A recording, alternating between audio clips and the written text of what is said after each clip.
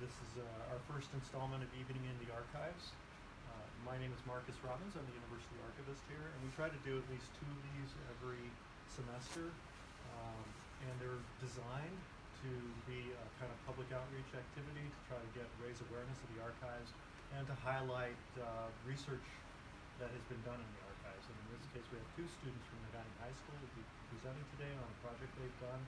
In Andy Skewis' class, I'll have him introduce the students in a moment about a project they are doing on the 1946 Iron Range strike, which I think, and I said on the radio a couple of times this week, is probably one of the most pivotal, if not the top 5 most pivotal historical events in UP history in the 20th century. Because of the nature of the strike and what it did and brought. And to give some context to that, I just want to spend like 5 minutes, because I don't want to, the focus is on the students today, which is to give some context, an idea of why I think this. If you look at this, this is a image from one of the presentations I did recently on immigrant history in the early 20th century. But one of the interesting things is that in the 19th century, there were quite a number of labor strikes, labor actions. Many of them were what were called wildcat strikes. They weren't organized, or they weren't part of like a national union of any kind. It wasn't until about the 1880s and 1890s that you start to see it coalesce around the Knights of Labor, some other national union groups. But by the 1890s, it's the Western Federation of Miners, the IWW, which of course doesn't happen until 1905, but it's that milieu of radical left-wing political organizing, Socialist Party organizing starts to happen. And by 1883, when there is a Great Depression, and I don't know how many of you know about the Depression of 1893, sorry. It was a bad one. It was a bad one. I mean, it was bad. In fact, my great-grandfather drunk himself to death in Saline, Kansas, because he lost his farm as a result of that depression. It was one of the worst economic collapses in U.S. history, and yet very few people really know much about that.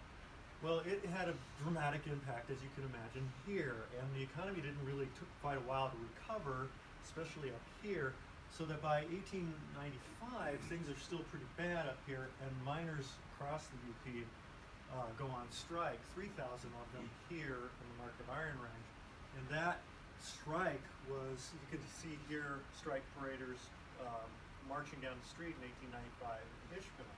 That was led by a union, an independent union that was formed by the Cornish miners, who were a significant force in the mining industry at the time. They were from Cornwall, England, tended to be supervisors and high-skilled workers. But what's interesting about that strike is that the state militia was brought in. It's the only time in the history of labor up here where the state militia was brought in to essentially crush the strike. And they actually camped, I don't have a photograph of it, but they camped outside of Ishpeming. So that strike failed. And then another one 4 years later, this time that was led predominantly by Finnish workers, and this highlights the sectarianism in the mines and the split in ethnic groups by Finnish miners, who were probably the lower income or the lower status miners. They were the least skilled miners, and there was a schism between them and the Cornish miners, and because of that, the strike of 1899 was split, with the Cornish miners not supporting the Finnish miners, and it failed, and that was it. There wasn't another episode of organized labor strife on the Marquette Iron Range until this one, which the students are going to be talking about in 1946. It was quiet. This is remarkable to me for a number of reasons, because there were, between 1900 and 1930s, you can see here, there were strikes all around the country going on. I mean, there was massive labor unrest around the United States in this time period, huge upswelling of radical left-wing political activity. By about the First World War, I mean, there are literally instances in some of the mining regions in Pennsylvania and elsewhere where military aircraft were strafing marching miners in support of the mining companies. That's not that, but this is happening in the steel industries and the developing oil industries, the forest, particularly the forest industry, lumber industry in the Pacific Northwest, where I'm from. And up here, we had the Copper Country Strike of 1913, which we all know about, right? How awful that was. There were 2 major strikes in the Mesabi Iron Range led by the Western Federation of Miners and the IWW. You ever heard of the Wobblies? Both of those organizations had presence here in the Marquette Iron Range, but they never really coalesced and got organized. There were riots in the West, in Montana and Anaconda, all related to mining. Nothing's happening here. It's quiet until 1946. And there's a whole lot of reasons for that. I don't want to take up time from the students, but I just wanted to point out that that's one reason why I think this is a major event, is that it finally brings industrial unionism, solidifies it in the Upper Peninsula, and it revolutionizes, changes the way the iron industry. Because a few years later, whoever knows this is great. What major technological transformation pretty much saved the iron mining industry in the UP? Happens just a few years after the strike in 1946. Can you guess? Auto industry? Huh? Something to do with the auto industry? Nope. A technological innovation. Oh, technology. And mining that happens. Changes. For open hearth or electric furnaces maybe? I don't know. Close. Pelletization. Oh, wow. Because prior to pelletization, they were taking the raw ore off, crushing, and then sending it down. Pelletization made actually an industrial product. It took the iron ore and added the components to it that the smelters used. So when it got down to the smelters, they just threw it into the smelter. They didn't have to add lime, they didn't have to add other things to it, which would make steel. So pelletization really transforms the iron ore industry up here and saves it. So with that, I'm going to turn it over to Andy now, who's going to introduce the students and talk a little bit about the project. I'm going to get out of this.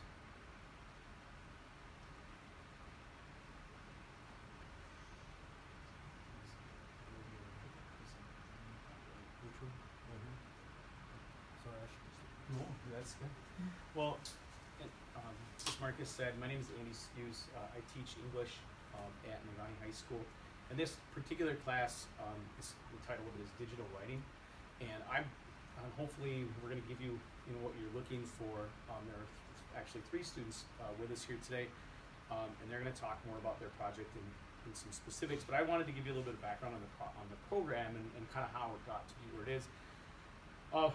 We are part of the school broadcast program, our classes, and so we do a number of different things. A lot of what we do is live streamed, so like what we're having here tonight. We have student broadcasters who present sporting events for the Michigan High School Athletic Association. We've been live on Fox Sports Detroit, and we do a lot of community and school events, Christmas concerts and all that sort of thing. And so the students learn every aspect of production in that way. And we've had great success in those areas. Our website, minerstv.com, gets quite a bit of traffic, and our community utilizes it a lot. We've won a number of awards. It's a chance for me to kind of talk. My kids, I feel like they've done great work in the last 5 years that we've run the program, and so I'm proud of what they've done. Now, they do also do some original writing and production, and one of their favorite things is a program that we call Maize and Blue, our school colors. It's sort of and they could tell you more about it, I guess a bi-weekly kind of a video magazine program that they produce for the student body. And they do features on students, clubs, sports again, but events and special promotions. And then they create their own content too.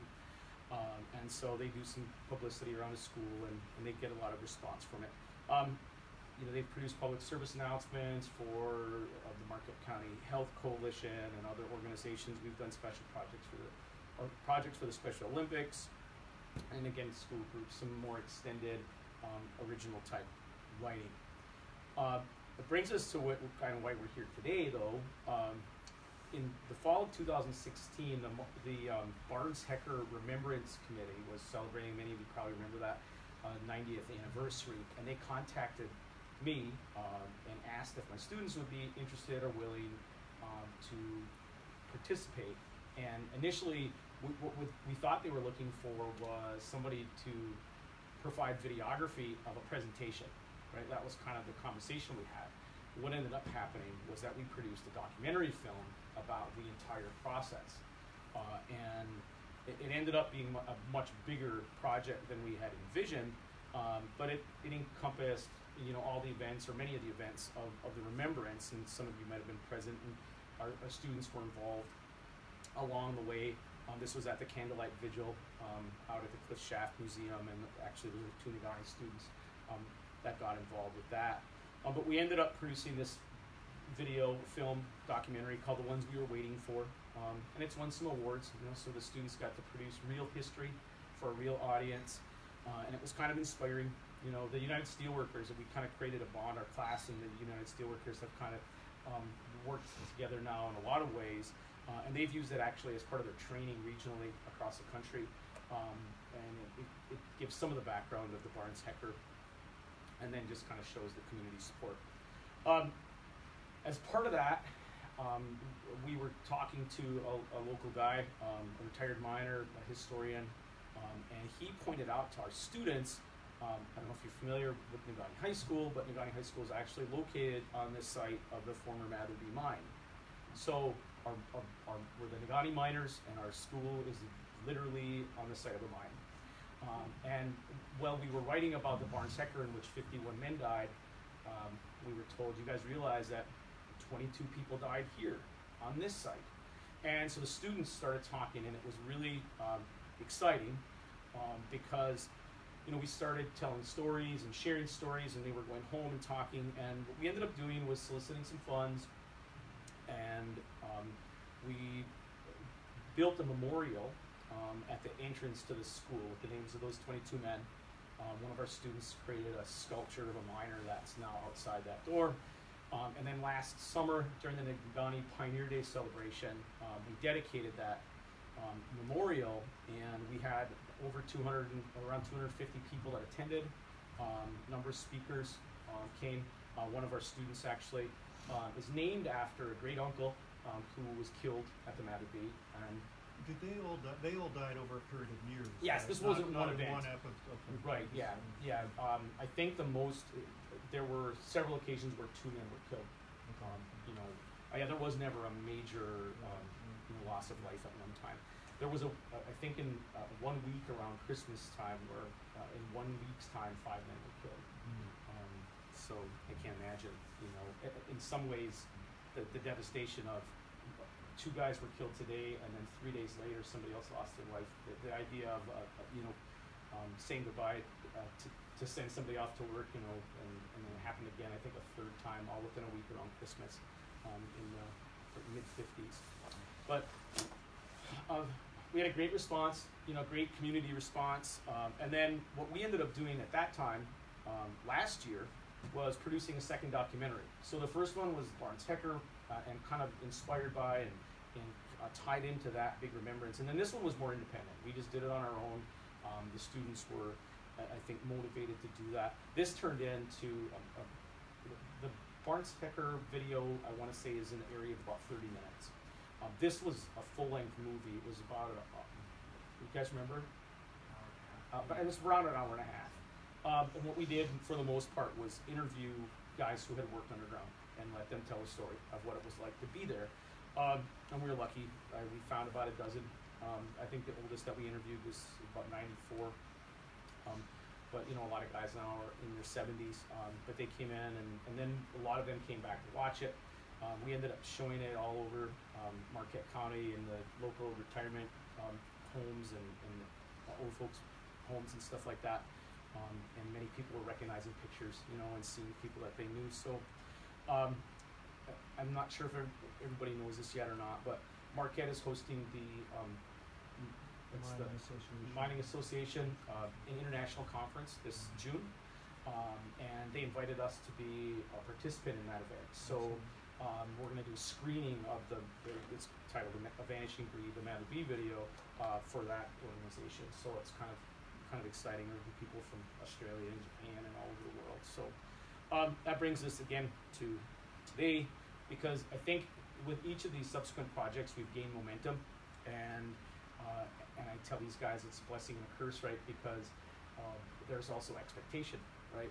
Because the bar's been set high. So we talked for some time. I talked last year with the students, and now a new group of students coming in, and there are a couple of them. You guys want to come up? And there's two seniors, Chaz and Lucas, and I don't know if you recognize him from the last couple slides ago, but Chaz actually is named after his great uncle Charles, who was killed at the Mather Bee. But these two guys are kind of heading up our project, and like Marcus said, we're focusing on the strike of 46. So I'm going to let them tell you, mostly what we came to do today was just kind of tell you about the project and what we're doing. You can grill them with questions about the events, because they've been doing a lot of reading and researching, but I know they're going to kind of tell you about the process. So for now, we're kind of like at the very beginning of the project. Like we've done most of our research. We've got a few interviews, including Marcus over here. We got a lot of our research from here in the archives. Probably spent like 3-4 hours down here, and then plenty at home as well. Yeah. We also got a lot of research from the United Steelworkers and in Penn State.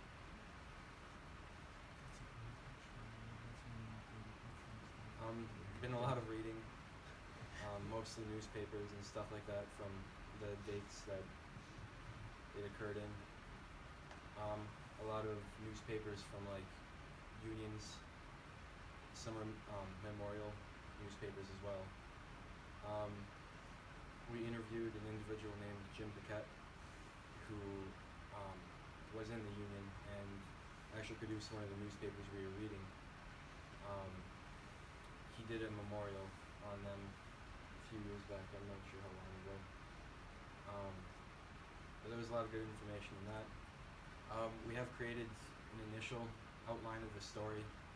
Nothing solid. We have to do a lot of organizing still with our info. We've collected a lot of pictures.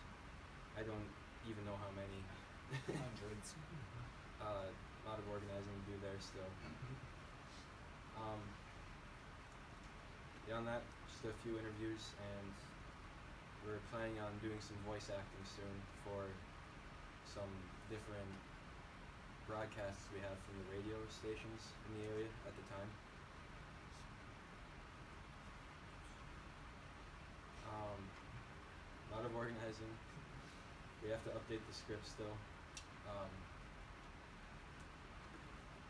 We have to process the interviews we have gathered to find the information we want to put in the video.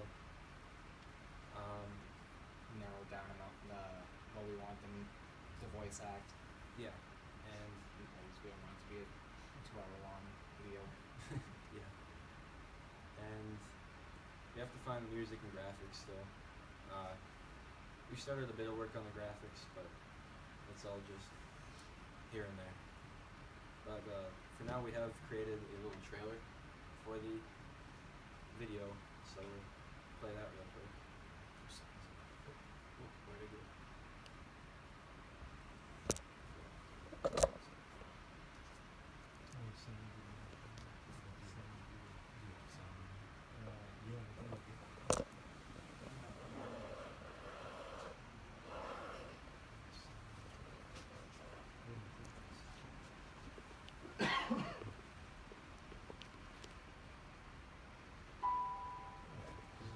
It was 1946. World War II was finally over. According to a popular sentiment at the time, America had once again made the world safe for democracy. Soldiers were ready to return to their lives as farmers, teachers, grocers, mechanics, or miners. A hard day's work was a welcome alternative to facing down an enemy on a foreign shore. But as the soldiers were coming home and our economy was looking beyond the shadow of war and a decade of the Great Depression that had come before, a new conflict was on the horizon. Workers across the nation organized to demand improved wages and working conditions. Strikes were authorized in many major industries. The iron mine industry was started We're the same clothes too. 25-cent per hour raise across the board. The companies refused to agree to that, but eventually they compromised and settled at 18.5 cents per hour. That was the steel industry. The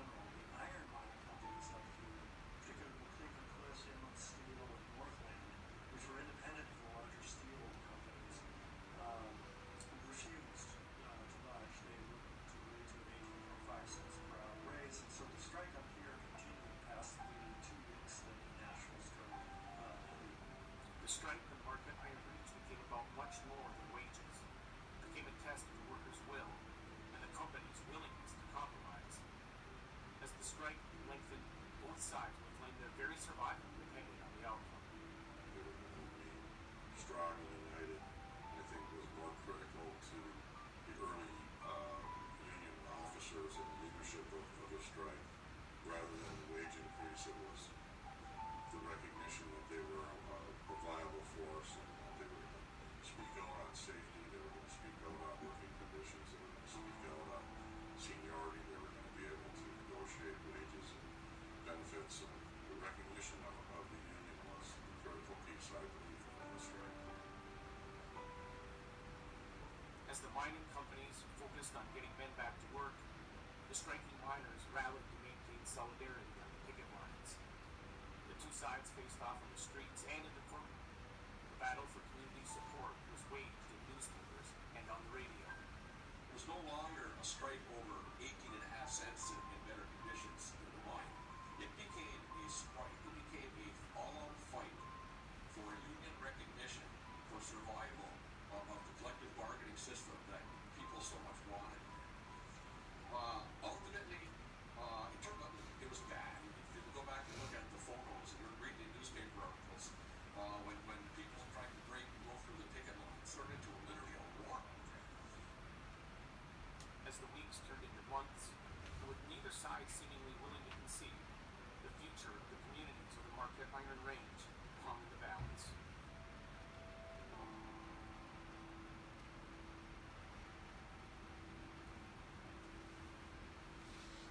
Very good. Yeah, very good, man. Who does this script?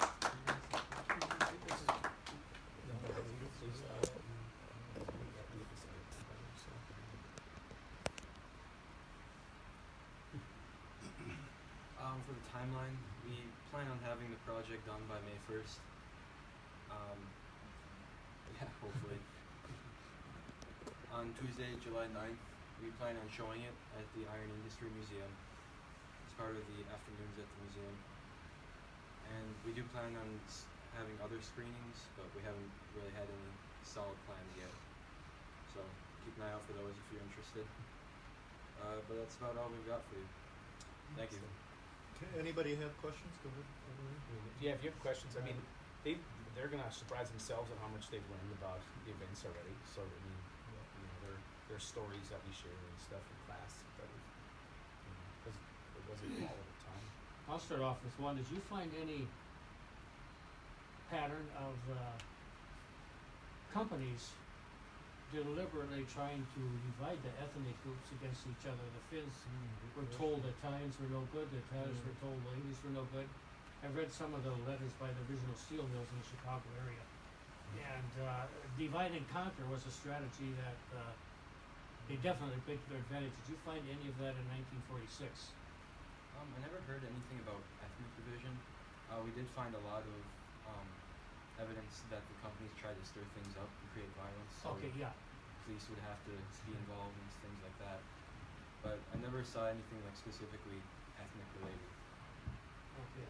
Some of the stuff we saw, 46, the timing of it, there were a number of instances where they talked about the shame that these radicals were keeping veterans who had gone off and fought for our country away from jobs that they had fought, and then they came back and now they can't work.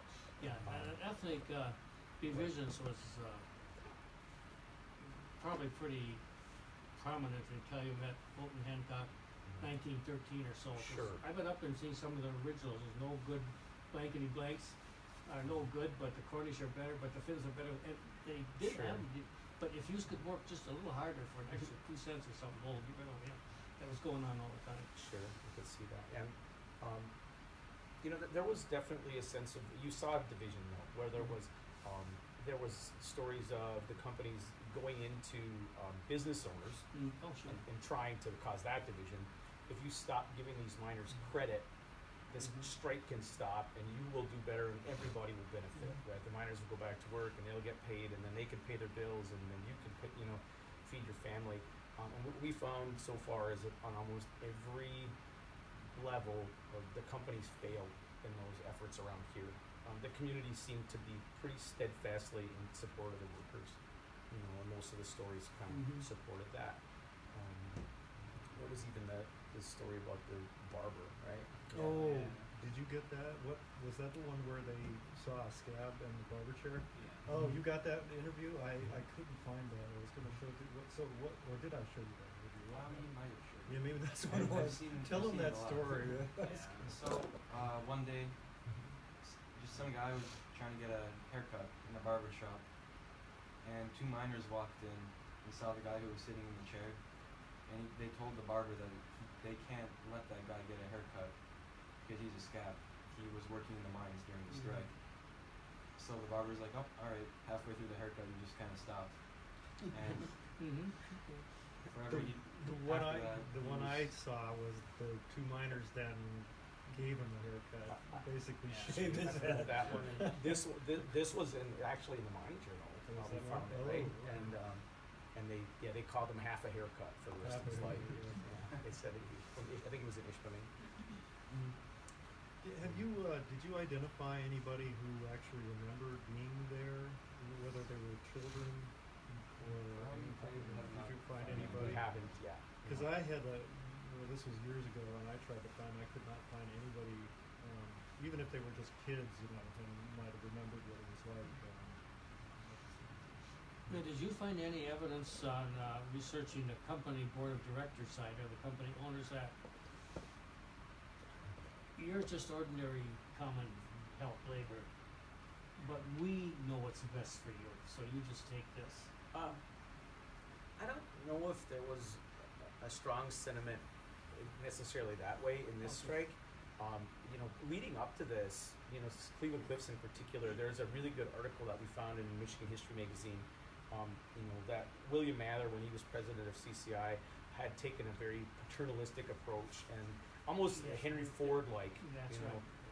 The unions don't need to come here because I will take care of you. And so that was partly. That I was think, actually one of the reasons. influential. I think there was no strikes. In that. Yeah, that was one of the principal reasons why it was so quiet. I didn't go into it why, but that was one of them. The CCI had a very a progressive paternalism practice for the iron mining industry, and they provided pretty good wages and low-income housing rentals, community centers. Company doctor sometimes. Company doctors. They had a Oh, yeah. nurse. They had a visiting nursing center. In 1918, they built the Ishpeming Hospital, which would later become Bell. Well, and that's another interesting sidelight, because one of the things that was at issue here was, comparing the Marquette Range to the Mesabi Range to the Minnesota mines, and Very different. Minnesota was operating mostly in open pit operations, and the Marquette Range was still mostly underground, and so there was a debate about the profitability, and the companies claimed that if they had to pay wages here like they paid there, the mines here would close. That was constantly the threat, because those mines produced a lot more ore, a lot more Much cheaply. cheaper. And then the miners' approach to it was, underground mining actually cost the miners more. They provided their own equipment, and it was more dangerous. And so there was a constant kind of a back and forth about whether or not they deserved this, because they were actually just fighting for the same wage that they had agreed to in Minnesota, that 18.5 cents, which was kind of like the industry standard. It was actually Harry Truman's compromise for steel and lots of the other industries. Another thing, though, that the company did, which we found in the annual reports from the superintendent of mines, was they were very invasive in the community. They would go and send surveys to all the retail stores and demand to know what their prices were. They were monitoring the prices that retailers were charging for goods because they wanted to, and then they would intimidate them to keep those prices down. Because if they went up, miners would then agitate for greater pay. Well, I So they didn't were know about very that one. invasive. And you can imagine now. Try to imagine CCI doing that with Cliffs Natural Resources today. Doing that. And the other thing they did was they had a representative on almost every elected board of a township or municipality, and that person's job was to do everything possible to keep taxes down, taxes on local taxes on industry and on workers in the area as well. So they were really invasive. So on the one hand, there was this paternalism thing, but on the other hand, there was a lot. They were very much in control of the local economy. And these guys, they got to, while they were here, you got to look at the local court records, and there's a lot of talk about, how this strike was partially fought in courtroom as well. The mining companies were successful in having a number of injunctions issued against the unions, which basically made it illegal for them to strike, or not to strike, but to picket, to demonstrate. Or block the They scabs couldn't from- prevent scabs from entering the mine, and it all hinged. Yeah, they kind of did it anyway. It all hinged on safety, and they talked about threats of vandalism and violence and stuff like that. So they won the injunctions. Now, mentioned the company and their attitudes. One of the judges, and it raised some questions, and we've been learning about this. Frank Bell was one of the judges that issued the injunction. Well, he was a former Cliffs attorney. He was a Cliffs stockholder, and his son was actually the company attorney for 5 of the mining companies. Now his name was Francis A. Bell, so the hospital in Michigan was named after him. But so there was a definitive conflict of interest, right? When the people passing these injunctions were, pretty partial to the mining companies. Could you, Chaz, go back some of your slides to the one that you had of the mayor of Negaunee and the police chief? Right That there. one right there. This is one of my favorite slides, because one of the common characteristics of these types of strikes, and especially in local rural areas, is that the authorities, whether it was the elected authorities or the police, and even the middle class, professional class, would always side with the major companies. They always side and intervene. The police would. Here you see the mayor of Negaunee. His name is Alvin Hampton. Hampton. Thank you. Who was a former state representative, standing with the police chief of Negaunee, and they were both also included in the injunction issued by that the mining companies got. And so you see them standing here in solidarity with the miners, and I thought that was just remarkable. And then another thing is area businesses, which again also generally would side with major corporations in these kind of strikes, raised $10,000 for the strike fund. Local businesses, and so there's a lot of evidence here, and I think Andy alluded to that, talked about the community support for the mine. I mean, it was pretty broad based, and Here in Marquette. yeah, the fact A that little bit removed, but they raised that much money was astounding to me. That was amazing. Does anybody else have any questions for you two?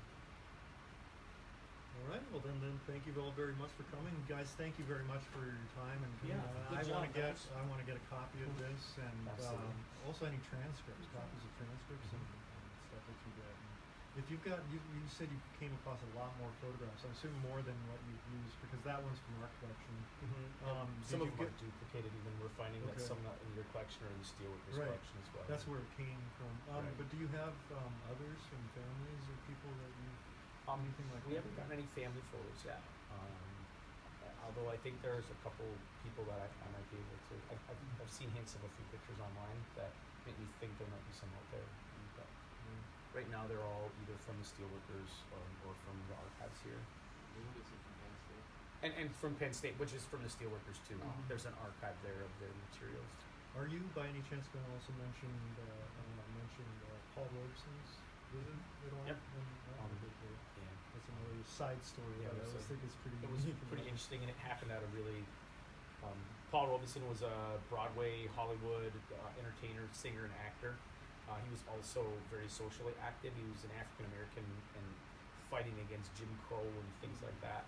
And he was in Ishpeming on a totally unrelated visit.